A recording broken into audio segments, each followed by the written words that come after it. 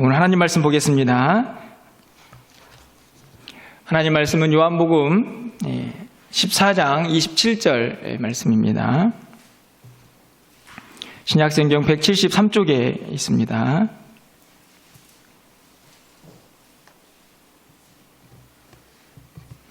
요한복음 14장 27절 말씀 우리 한 목소리로 함께 읽도록 하겠습니다. 평안을 너희에게 끼치노니 곧 나의 평안은 너희에게 주노라. 내가 너희에게 주는 것은 세상이 주는 것과 같지 아니하니라. 너희는 마음에 근심하지 말고 두려워하지도 말라. 아멘.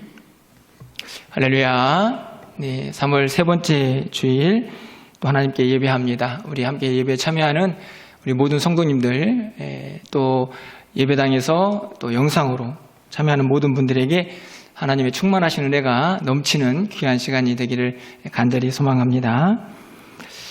안녕하시죠? 우리가 안녕하십니까? 이렇게 인사를 하는데요. 요즘처럼 인사가 가슴에 와닿은 적이 있었나 하는 생각이 듭니다. 분명히 전날까지 아무 일 없다 이렇게 연락을 했는데 다음날 코로나에 걸렸습니다. 이렇게 문자를 받을 때마다 마음이 답답해지는 것을 느끼게 됩니다. 안녕, 이 말은 편안한 자에 편안할 영자를 쓰는데요. 아무 탈 없고 편안한 상태를 안녕이다 이렇게 말을 합니다. 그래서 우리가 서로 인사할 때 안녕하십니까 이렇게 인사를 하고 있는데요. 정말 이 말대로 되었으면 좋겠다라는 간절한 소망이 이 시대에 더욱 크지 않나 생각이 듭니다. 저희들만 그렇게 인사하는 것이 아니고 이스라엘 백성들도 이와 비슷한 인사말이 있습니다. 무엇일까요? 샬롬이죠. 여러분 성경 읽다 보면 많은 이름들이 등장합니다. 지명도 그렇고 또 사람 이름도 등장을 하는데 그 이름들에는요 샬롬이라는 이름이 굉장히 많이 들어있는 것을 볼 수 있습니다. 다시 말하면 이스라엘 백성들의 마음 전체에 그들의 생각 속에는 샬롬이 임해야 한다, 저들 가운데 평강이 있어야 한다라는 사실을 항상 기억하고 있었다는 사실을 깨달을 수가 있는 것이죠. 우리가 예루살렘이라는 곳을 알고 있습니다. 이스라엘 백성들에게 매우 중요한 장소가 아닙니까? 그곳에 하나님의 성전도 있죠. 예루살렘, 이 단어는 에루라는 단어와 살렘이라는 단어가 합성이 되었다고 합니다. 예루를 어떻게 해석하느냐에 따라서 다양하게 해석이 되지만 살렘이라는 이 살롬은 충분하게 모든 학자들이 평안이라는 의미로 해석을 하죠. 다시 말하면 그들도 그 중요한 곳에 하나님의 평강이 임하기를 간절히 바라면서 그 이름을 사용하고 있지 않나 생각이 듭니다. 그렇게 우리가 안녕을 원하고 샬롬을 원하지만 사실 이 땅을 살아가면서 그 평안을 누리기는 쉽지 않다는 생각이 듭니다.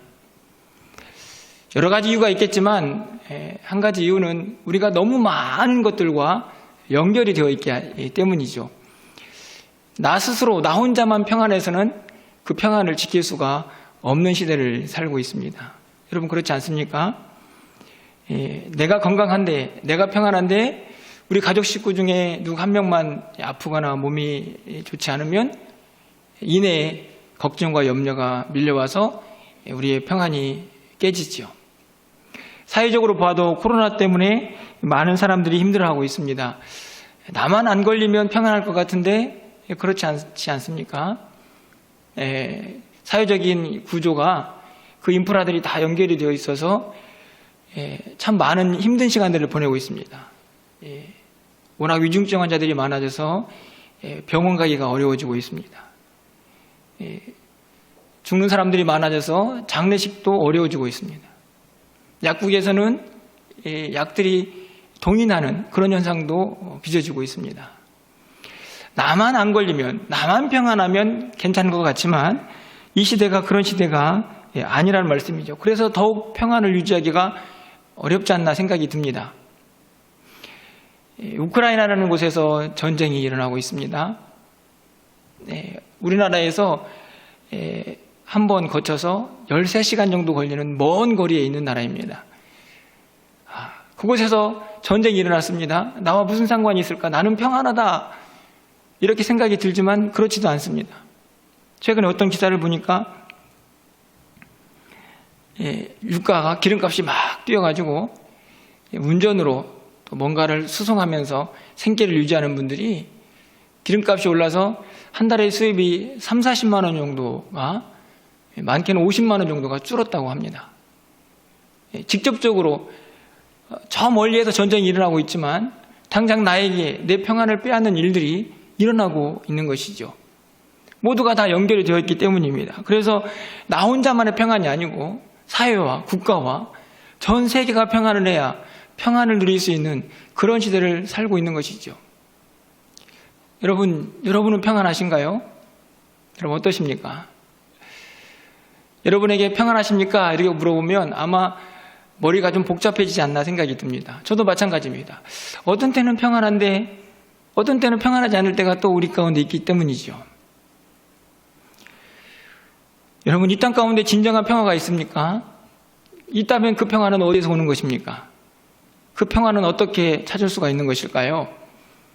오늘 말씀을 통해서 우리가 너무나 잘 알고 있는 말씀이지만 그 평화를 함께 좀 생각해 보려고 합니다.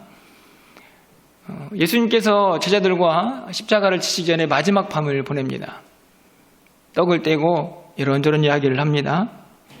그리고 14장 1절로 넘어오는데 그 1절로 넘어오는 순간부터 근심 걱정에 대한 이야기를 하십니다. 그리고 오늘 27절에 도착을 하게 되죠. 오늘 27절 말씀을 우리가 읽었지만 한 번 더 읽어보도록 하겠습니다. 27절입니다.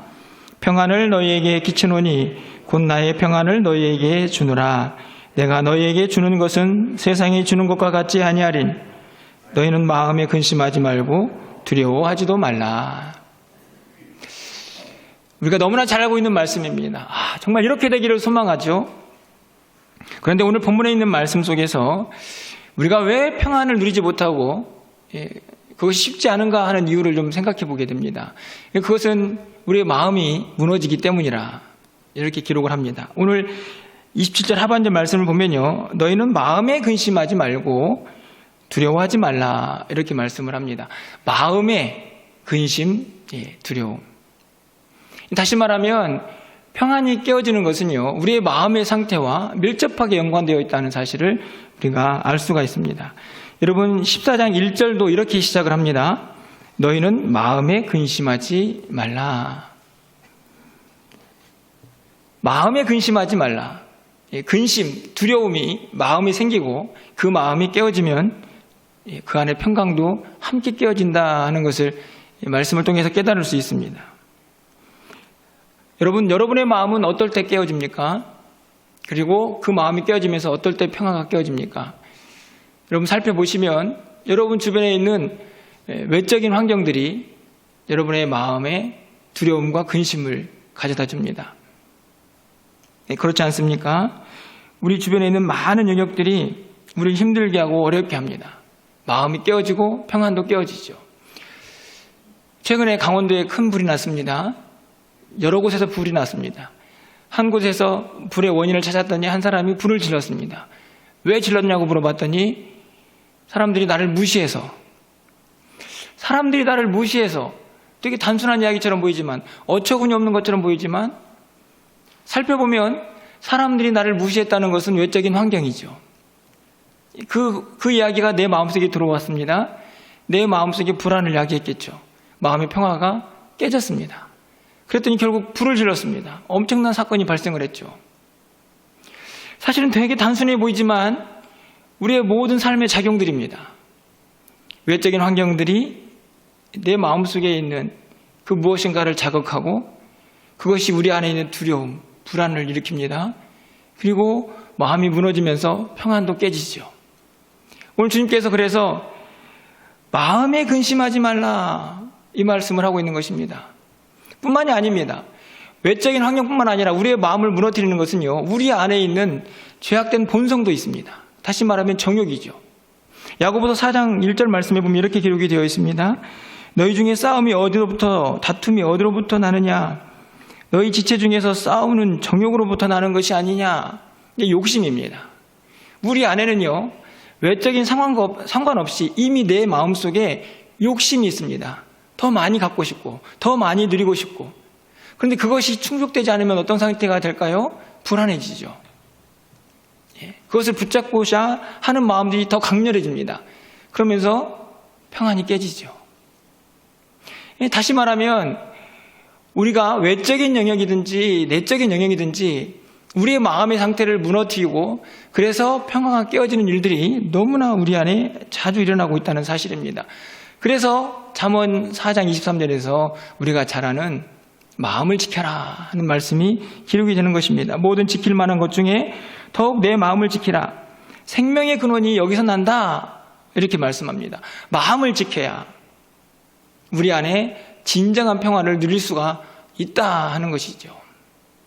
자, 그러면 조금 더 말씀을 나아가서 진정한 평화가 도대체 어디로부터 오는가 하는 것을 좀 살펴보려고 합니다. 오늘 본문의 27절 중반쯤에 가서 보시면요. 내가 너에게 주는 것은 세상에 주는 것과 같지 않다. 이렇게 말씀합니다.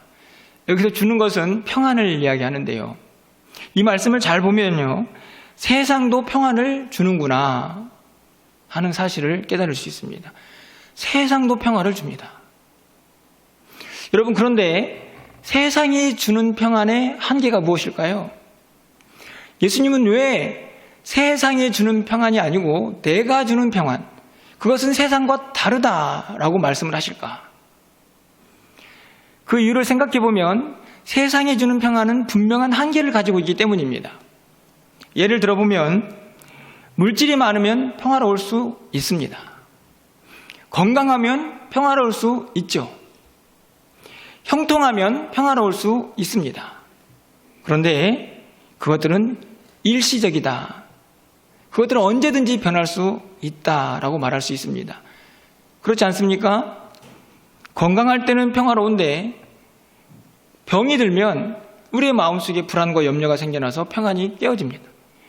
물질이 많을 때는 평안한데 그것이 사라지면 또 불안해지죠.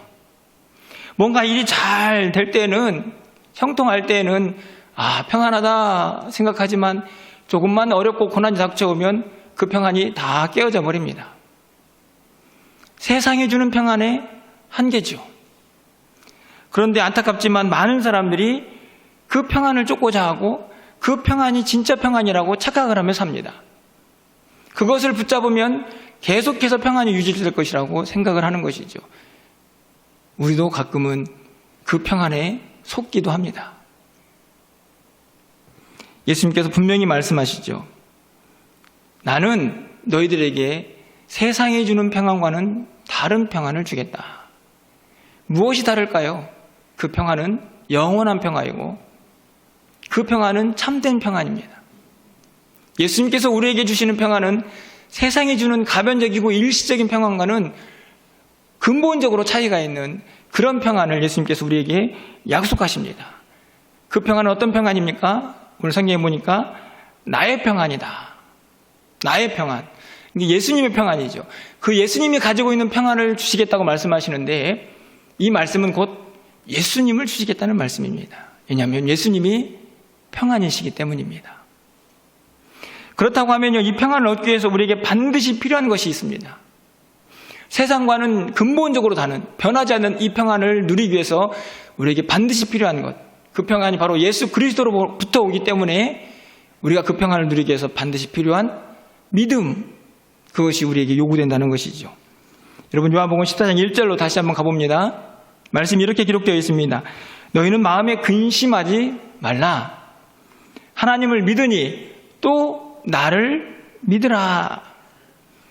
믿어야 근심이 사라집니다. 그래야 평안이 찾아오죠. 예수 그리스도를 믿는 믿음, 그 믿음이 우리 가운데 진정한 평안을 가져다 준다는 말씀입니다. 왜요? 예수님이 평안이시기 때문에 그렇습니다. 좋은 예가 있습니다. 복음서에 보면 예수님께서 제자들과 배를 타고 가다가 풍랑을 만나는 장면이 기록되어 있습니다. 마가복음 4장에 보면요, 그 풍랑이 얼마나 심했던지 제자들이 그 배에 타고 있다가 두려움을 이렇게 호소하죠.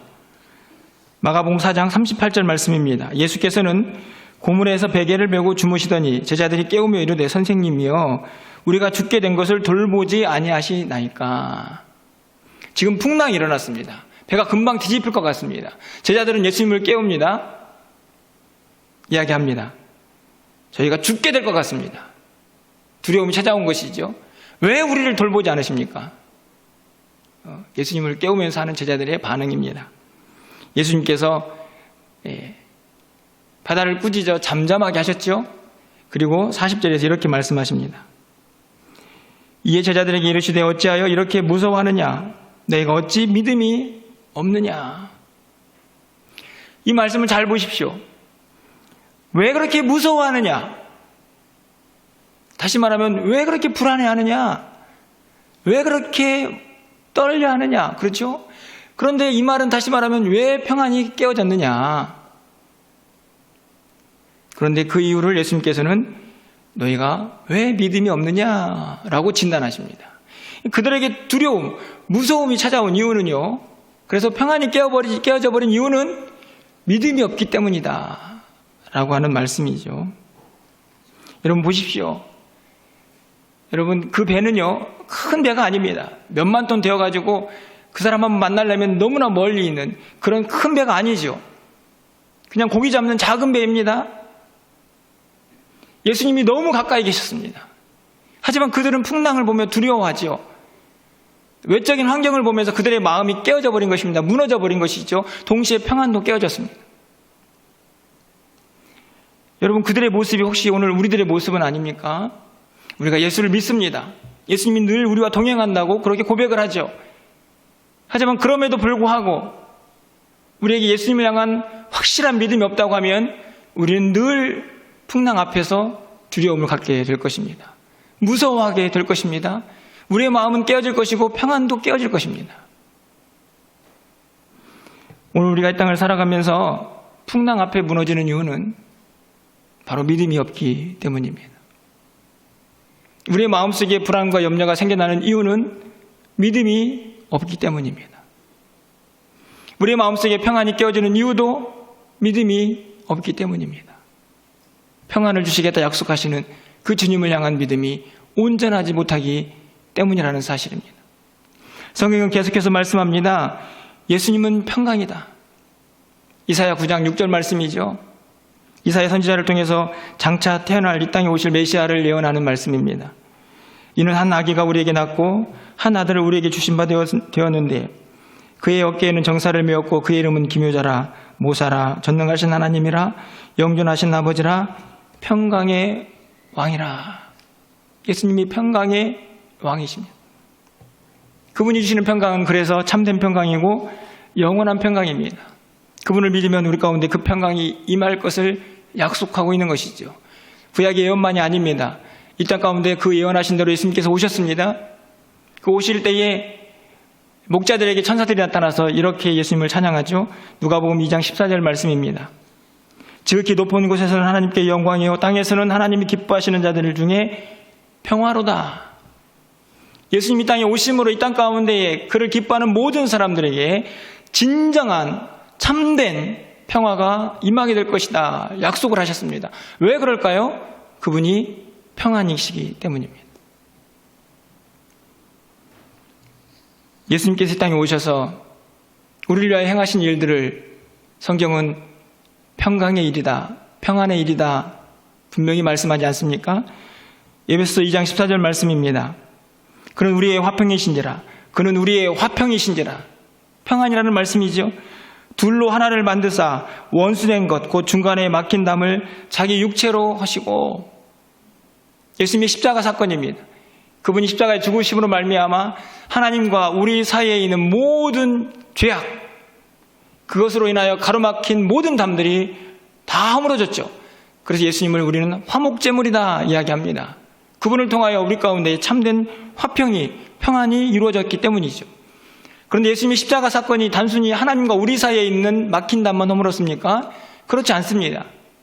바로 우리 사이에 있는 막힌 담들도 예수 그리스도의 십자가로 다 무너졌죠. 바로 이어지는 17절 18절 말씀입니다. 또 오셔서 먼 데 있는 너희에게 평안을 정하시고 가까이에 있는 자들에게 평안을 전하셨으니 이는 그로 말미암아 우리 둘이 한 성령 안에서 아버지께 나아감을 얻게 하려 하심이라. 우리 둘이, 여기서 둘은 유대인과 이방인들입니다. 그들 안에 있는 맡긴 남들이 예수 그리스도, 그분을 향한 믿음으로 다 허물어졌습니다. 그리고 그들이 하나가 됐죠. 그들 안에 갈등이 사라지고 참된 평화가, 샬롬이 임하게 된 것입니다. 왜요? 예수님은 그 일을 위하여 이 땅에 오셨기 때문입니다. 그분이 평안이시기 때문이죠. 그분이 평강의 왕이십니다. 오늘 주님께서 말씀하시죠. 나의 그 평안을 너희에게 준다. 마음에 근심하지 말고 두려워하지 말라고 분명하게 말씀을 하고 있는 것입니다. 그분을 믿으면 우리 안에 이 평안이 임할 것을 분명하게 약속하고 있는 것이죠. 예수님이 우리의 평안에 궁극적인 이유가 될 수밖에 없는 또 다른 것이 있습니다. 그것은 무엇일까요?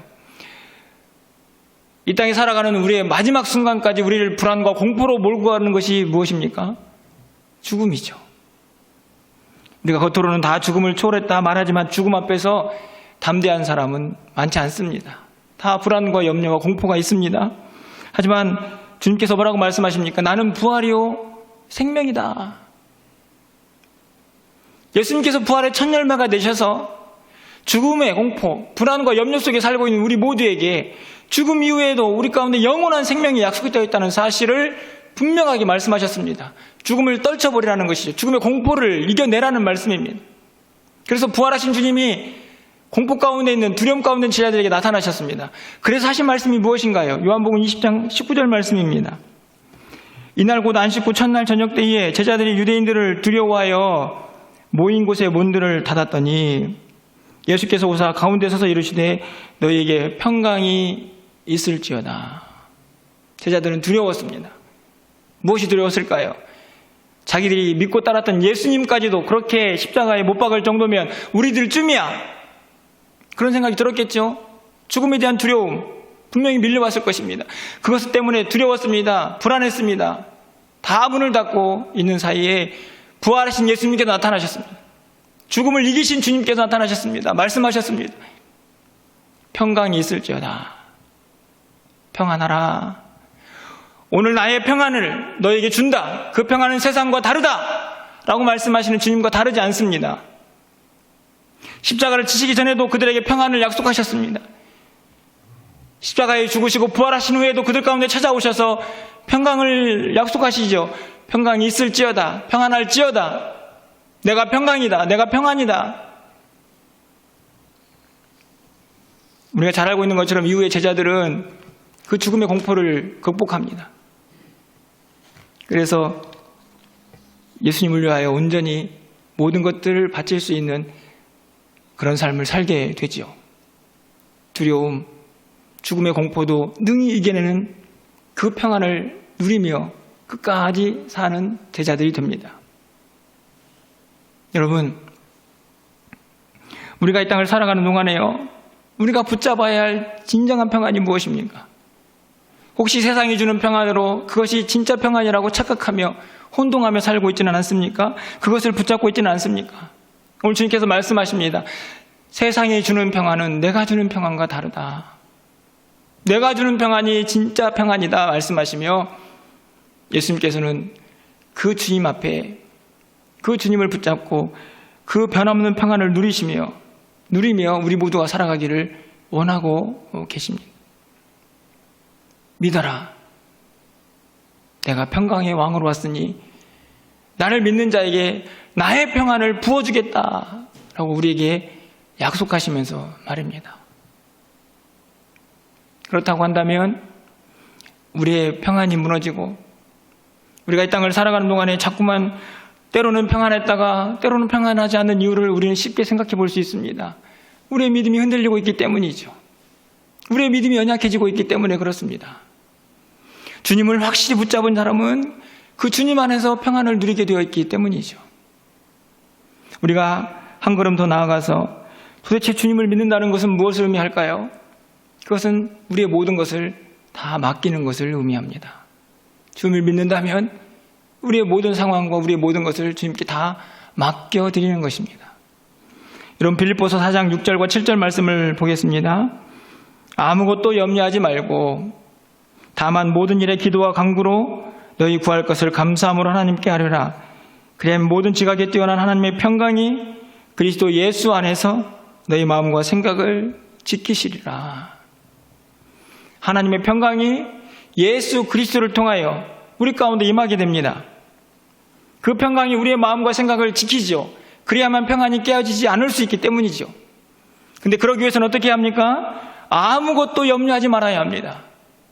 그런데 우리의 상황이 너무 힘들죠? 염려거리 너무 많지 않습니까? 어떻게 할까요? 다 맡겨야 합니다. 아무것도 염려하지 말라는 말씀은요, 다 맡겨라. 내가 책임진다라는 말씀과 다르지 않습니다. 주님께 모든 것들을 다 맡겨드리고 우리 안에 있는 불안과 염려, 근심, 걱정들을 다 내려놓을 때에 그 안에 우리의 마음과 생각을 지킬 수 있는 하나님의 평강이 분명하게 임하여서 그 평안을 누릴 수 있게 되는 것입니다. 고로새서 3장 15절 말씀입니다. 그리스도의 평강이 너의 마음을 주장하게 하라. 그래서 주장하게 하라는 말씀은요, 지배하게 하라는 말씀입니다. 그리스도의 평강이, 그 평안이 우리의 마음을 지배하게 하려면 어떻게 할까요? 다 내어놓아야죠. 우리의 생각, 우리의 의지, 우리의 모든 계획들을 다 주님께 맡겨드리면 그 안에 그리스도의 평강이 임하게 되어 있습니다. 주장하게 하셔야 합니다. 그리스도의 평강이 우리를 지배할 수 있도록 우리의 모든 것들을 주님께 맡겨드려야 하는 것입니다. 성경은 계속해서 이야기하죠. 너희는 평강을 위하여 한 몸으로 부르심을 받았다. 얼마나 귀한 말씀입니까? 우리는요, 주님이 주신 평강을 누리도록 부름을 받았습니다. 세상과 다른 주님이 주신 완전한 평안을 마음껏 누리며 살 수 있도록 우리를 부르셨습니다. 그것을 누리라는 말씀이죠. 그래서 오늘 27절 상반절 말씀을 다시 가보면 너희에게 평안을 끼친다. 곧 나의 평안을 너희에게 준다. 약속하셨습니다. 주시는 평안을 우리는 어떻게 하면 됩니까? 이제 받아 누리면 되는 것이죠. 어떻게 하면 받아 누릴 수 있습니까? 믿음으로 받아 누리는 것입니다. 어떻게 믿는 것입니까? 다 맡기고, 주님께 모든 것들을 다 맡기고, 우리가 이 땅을 살아갈 때에 우리의 마음과 생각을 지키시는 그리스도의 평강이 우리를 지배하게 될 것입니다. 말씀을 맺으려고 합니다. 세상이 어수선하죠. 하지만 우리의 미래는 계속해서 어수선할 것입니다. 베드로 사도는 예수님을 믿는다는 이유로 핍박당하고 고통당하는 초대교회 성도들에게 이렇게 편지를 했습니다. 베드로전서 5장 7절 말씀입니다. 마지막으로 이 구절을 우리 화면을 통해서 좀 함께 읽어보도록 하겠습니다. 베드로전서 5장 7절 말씀입니다. 함께 읽겠습니다. 너희 염려를 다 주께 맡기라. 이는 그가 너희를 돌보심이니라. 할렐루야. 여러분, 이 말씀을 꼭 붙잡으시고 여러분의 남은 생을 살아가셔야 합니다. 여러분, 우리가 주님께 다 맡겨드릴 수 있는 이유가 무엇입니까? 이 믿음이 있어야 합니다. 주님이 나를 돌보신다. 주님이 나를 돌보신다라는 믿음, 예수 그리스도가 평안이라는 그 믿음, 그 믿음이 우리의 모든 것들을 다 맡기는 그런 믿음으로 작용을 하게 될 것입니다. 그리고 그러할 때 우리 안에 모든 상황과 환경을 뛰어넘는 진정한 평화가 임하게 될 것입니다. 여러분, 착각하지 마십시오. 세상이 주는 평안을 진정한 평화라고 착각하지 마시고 그 평화 쫓아가지 마시고 예수님이 주는 평안, 그분을 향한 믿음, 그 믿음 안에서 모든 것들을 다 맡기시면서 주님이 주신 그 평강으로, 그 평안으로 여러분 날마다 승리하시고 그 안에서 기쁨과 참된 하나님의 사랑을 마음껏 받아 누리시기를 주님의 이름으로 간절히 축원합니다.